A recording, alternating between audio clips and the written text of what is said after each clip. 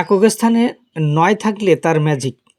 আমরা 89 এবং 29কে আমরা যখন গুণ করব, একক স্থানে কত আছে? 9। আমরা এই ধরনের অঙ্কে যখন একক স্থানে 2 অঙ্ক বিশিষ্ট সংখ্যার একক স্থানে যখন 9 থাকবে, আমরা 9 নং কত? 81। 9 নং কত? 81। আমরা এই দুটো প্রথমে গুণ করব। তারপরে 81-র পরে আমরা কি করব? 2 এবং 8 গুণ করব। 8 দুগুণ কত? 16।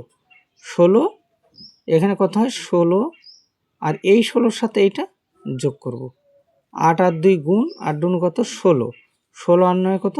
25। তাহলে এখানে লিখব 25। আমরা এক্ষেত্রে কী করলাম?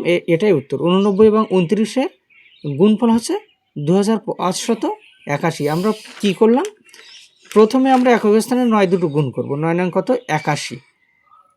মানে বাম সাইডে একক স্থানে দুটো গুণ করার পরে আমরা এখানে কি করলাম?